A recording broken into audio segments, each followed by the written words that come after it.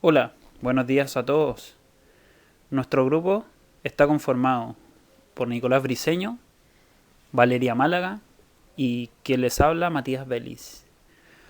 En este grupo nosotros vamos a hablarle hoy de los números reales. Para eso nos vamos a basar en la siguiente línea de tiempo, según Carl B. Boyer, en el libro de la historia de la matemática. Desde miles de años atrás, muy en la antigüedad, los hombres primitivos tuvieron la necesidad de contar. Hay pruebas arqueológicas que dicen que el ser humano ya utilizaba métodos de conteo hace más de 50.000 años. Medir y contar fueron las primeras actividades matemáticas del hombre primitivo. Haciendo marcas en los troncos de los árboles, lograban estos primeros pueblos la medición de tiempos y el conteo del número de animales. Así surgió la aritmética. La historia de los números babilónicos. Los babilónicos, 2100 a.C., poseían una organización administrativa contable muy compleja, lo que motivó un desarrollo importante en los sistemas numéricos. Tenían un sistema de numeración base 60 perfectamente maduro. En él destacaba el valor posicional de las cifras, como en la actualidad. No utilizaban el cero, sino que dejaban un espacio en blanco, lo que inducía en muchas ocasiones a un error. Más adelante ya introdujeron un nuevo símbolo, parecido a una trompeta, que sustituía al espacio vacío y que podríamos considerar como el cero. Sistema de numeración babilónico.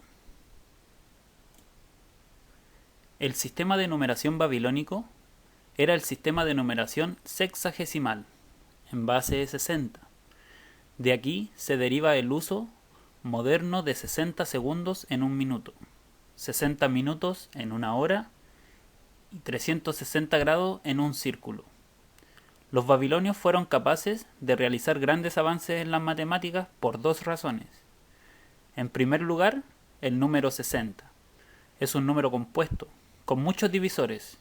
El 1, el 2, el 3, el 4, el 5, el 6, el 10, el 12, 15, el 20, el 30 y por último el 60. Lo cual facilita los cálculos con fracciones. Adicionalmente, a diferencia de egipcios y romanos, los babilónicos, indios y mayas poseían un verdadero sistema de notación posicional, en donde los dígitos escritos en la columna de la izquierda representaban valores mayores, tal y como nuestro sistema de base 10. Un ejemplo, 734 es igual a 7 por 100 más 3 por 10 más 4 por 1. Los sumerios y babilonios fueron pioneros a este respecto. El sistema sexagesimal de numeración se ha establecido, posiblemente de la fusión de otros dos antiguos. Uno estrictamente decimal, semítico, de signos para monedas, pesos y medidas, y quizás otro. Duodecimal, en textos astronómicos hay compulsa entre números positivos y números negativos. Todas las parejas de factorización igual a 60 o de sus potencias son recogidas en tablillas. Historia de los números egipcios. Alrededor de 1800 años antes de Cristo. Nos encontramos frente a una cultura que era capaz de estar en completa consonancia con la naturaleza, aprendiendo a interpretar los signos y los mensajes que se ocultaban en ella. Si analizamos algunos de los símbolos de su escritura, nos damos cuenta de que están creados a partir de su idea y representación de la naturaleza. De esta manera, podemos encontrar algunos símbolos relacionados con el sol, con los ríos, animales, etc. Todo en relación directa con la naturaleza de ese momento. La interpretación del lenguaje egipcio no solo ha servido para descifrar la forma que tenía de registrar todo lo que ocurría, sino también ha sido clave para entender su cultura y el concepto que ellos tenían de la naturaleza que les rodeaba. La forma de colocar los números en el antiguo Egipto se usaban como fuera necesario y se podían escribir indistintivamente de izquierda a derecha, al revés o de arriba a abajo, cambiando la orientación de las figuras según el caso. Al ser indiferente el orden, se escribían a veces según criterios estéticos y solían ir acompañados de los jeroglíficos, correspondientes al tipo de objeto. Podían ser animales, prisioneros, vasijas, etc., cuyo número indicaban.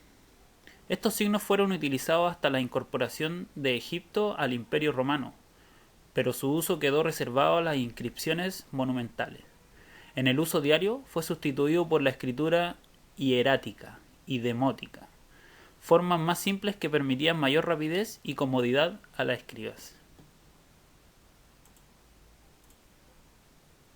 Las operaciones con raíces.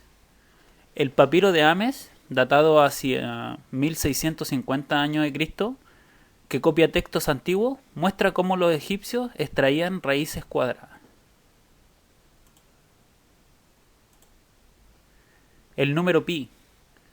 La antigua escritura egipcia de Ames era el valor aproximado de pi alrededor de 1800 a.C. Acá bien podemos ver el papiro de Ames.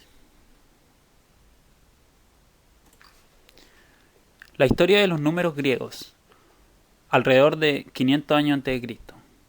El término matemáticas griegas comprende las matemáticas desarrolladas en Grecia en el periodo comprendido entre 500 años a.C. hasta 300 años después de Cristo. Lo primero que le debemos a los griegos es el nombre mismo de las matemáticas, que vienen de la palabra matemas, significa campo de estudio, y se refiere a las áreas del conocimiento. Más tarde se les llamarían matemáticos a quienes estudiaban los 4 campos del saber, según Pitágoras y Platón. Eran aritmética, música, astronomía y geometría. Los historiadores ponen el comienzo de las matemáticas griegas en la era de Tales de Mileto, primer hombre al que se le atribuye un teorema, el famoso teorema de Tales, hoy en día conocido como teorema de Tales. Si dos rectas, no necesariamente paralelas, son cortadas por un sistema de rectas paralelas, entonces los segmentos que resultan sobre una de las dos rectas son proporcionales a los correspondientes segmentos obtenidos sobre la otra.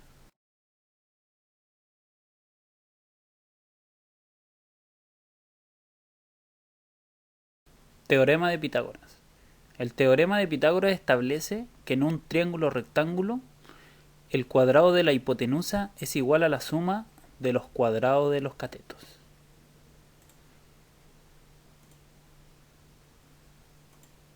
Platón aborda y resuelve el teorema de Pitágoras para un triángulo rectángulo e isósceles.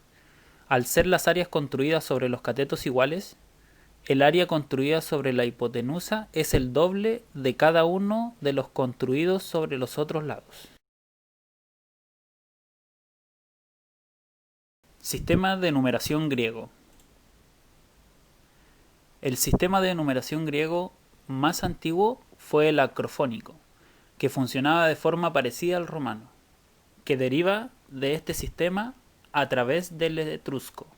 Era un sistema de base decimal que usaba los símbolos de las figuras juntas para representar estas cantidades. Se utilizaba en tantas de ellas como fuera necesario, según el principio de las numeraciones aditivas. Para representar la unidad y los números hacia el 4 se usaban trazos verticales como palitos. En el 5 ya tiene una forma distinta que son horizontales y verticales. Para el número 10 asignamos un triángulo. Para el número 100 asignábamos una especie parecida a una H. Y para el 1000 un signo como X. También tenemos el 10.000, que era representado por la letra M. En el año 650 después de Cristo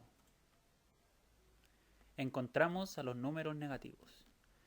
El origen de los números negativos se remonta al año 628 después de Cristo, cuando Brahmagupta, un matemático y astrónomo indio, consideró los números negativos y el cero. Por primera vez en su obra, Brahmagupta Darta. a los que él llamaba las deudas y la nada. Sin embargo, no fue sino hasta el Renacimiento cuando se usó plenamente la noción de números negativos, como una cantidad inferior al cero. Al parecer, los chinos también tenían la idea de número negativo y estaban acostumbrados a calcular con ellas utilizando varillas negras para los negativos y rojas para los positivos. 1700 después de Cristo. Los números irracionales. La descripción de los números irracionales. Un número irracional es un número que no se puede escribir en fracción. El decimal sigue para siempre sin repetirse. Aparentemente, Hipaso, un estudiante de Pitágoras, descubrió los números irracionales intentando escribir la raíz de 2 en forma de fracción. Se cree que usando geometría, pero en su lugar demostró que no se puede escribir como fracción, así que es irracional. Pero Pitágoras no podía aceptar que existieran números irracionales, porque creía que todos los números tienen valores perfectos. Como no pudo demostrar que los números irracionales de Hipaso no existían, tiraron a Hipaso por la borda y se ahogó. 1900 después de Cristo. Teoría de conjuntos. La teoría de los conjuntos es una rama de la lógica matemática que estudia las propiedades y relaciones de los conjuntos, que son colecciones abstractas de objetos consideradas como objetos en sí mismas. Los conjuntos y sus operaciones más elementales son una herramienta básica en la formulación de cualquier teoría matemática. Fue lograda la construcción y sistematización de los números reales en el siglo XIX por dos grandes matemáticos europeos, utilizando vías distintas de la teoría de conjuntos de George Cantor, por un lado, y el análisis matemático de Richard Dedekind, por otro.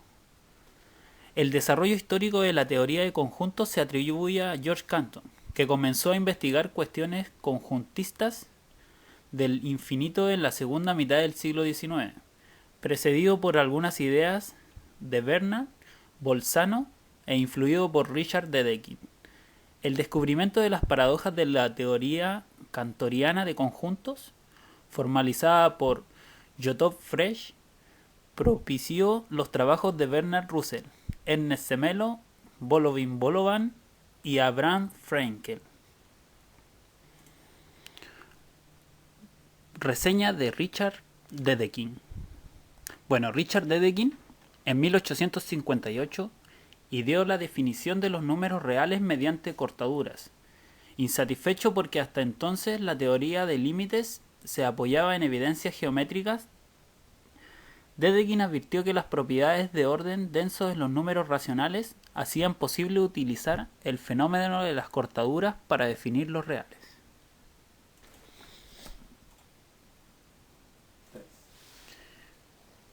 George Cantor fue inventor, con Dedekind, de la teoría de conjuntos, que es la base de las matemáticas modernas. Gracias a sus atrevidas investigaciones sobre los conjuntos infinitos, fue el primero capaz de formalizar la noción de infinito bajo la forma de los números transfinitos. Para la síntesis del libro de Carl Boyer, vamos a utilizar el capítulo 25, la aritmetización del análisis.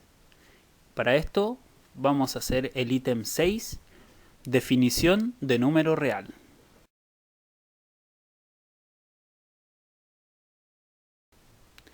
La definición de número real. Dirichlet murió el crítico año de 1872 y solo un año más tarde moría también, a la temprana edad de 34 años, un joven profesor que prometía hacer importantes contribuciones tanto a las matemáticas como a su historia. Se trataba de Hernán Haeckel. Nació en 1839 y murió en 1873. Alumno de Riemann y más tarde profesor de matemáticas en Leipzig. En 1877 publicó Haeckel un libro titulado Theorie der Komplexen, en el que señalaba que la condición para construir una aritmética universal es por lo tanto la de una matemática puramente intelectual, separada de todo tipo de percepciones sensibles. Ya hemos visto que la revolución en geometría tuvo lugar cuando Gauss, Lobachevsky y Lojzai consiguieron liberarse de ideas preconcebidas sobre la estructura de espacio. En un sentido muy parecido, la aritmetización plena y correcta del análisis se hizo posible solo cuando los matemáticos entendieron que, como había previsto Hankel, los números reales había que considerarlos como estructuras intelectuales y no como las magnitudes dadas intuitivamente heredadas de la geometría de Euclides. El punto de vista de Hahn no era en realidad tan nuevo. Durante una generación al menos, los algebristas, especialmente los ingleses, habían estado desarrollando ya una aritmética universal y diversas álgebras. Sin embargo, las consecuencias para análisis apenas habían sido reconocidas. Bolzano había hecho un intento de desarrollar una teoría de números reales como límites de sucesiones de números racionales. A comienzos de la década de 1830, pero esta teoría pasó desapercibida y no se publicó hasta 1962. Sir William Rowan Hamilton, que nació en 1805 y en 1865 murió, quizás había sentido la necesidad de alguna manera, pero el hecho de que hicieran referencia básicamente al tiempo en vez de al espacio supuso un cambio de lenguaje, aunque no, desde luego, de forma lógica del usual en el marco geométrico. El punto clave del problema fue atacado y resuelto efectivamente por primera vez por el quinteto que mencionábamos antes, que publicó sus resultados en 1872. Meray fue uno de los más rápidos en publicar sus ideas, pues ya en 1869 publicó un artículo en el que llamaba la atención sobre un grave lapsus de racionamiento del que se habían mostrado culpables prácticamente todos los matemáticos de la época de Cauchy. L'appetitio principii en cuestión consistía esencialmente en definir el límite de la sucesión como un número real, y después a su vez definir un número real como el límite de una sucesión de números irracionales. Hay que recordar que tanto Bolzano como Cauchy habían intentado demostrar que una sucesión que converge en sí misma, es decir, una sucesión sub n tal que sucesión de sub m más p difiere de sucesión sub m, para m suficientemente grande y p cualquier número natural, en menos que cualquier magnitud epsilon, dada de antemano. También converge en el sentido de su relación externa con un número real de sucesión. El límite de la sucesión Meray, en su obra Nouveau précis d'analyse infinitésimale, si me puede ayudar Valentina, de 1872, cortó el nudo gordiano al renunciar a utilizar la condición externa de convergencia, es decir, el número real de sucesión, utilizando solamente el criterio de Bolzano y Cauchy, en el que m y p son números naturales y epsilon un número racional positivo. Se puede escribir completamente la convergencia sin hacer referencia alguna a los números irracionales. En un sentido general, Meray consideraba que una sucesión convergente determinaba o bien un número racional como límite o un número ficticio como su límite ficticio. Estos números ficticios pueden ordenarse como demostraba y son esencialmente lo que conocemos como los números irracionales. Meray no es muy preciso acerca de su sucesión convergente. ¿Es o no el número mismo? Si lo es, como parece deducirse de las consecuencias, entonces su teoría viene a ser equivalente a la que desarrolló al mismo tiempo Weierstrass. Con esto damos término a nuestra presentación. Muchas gracias a todos y despierten.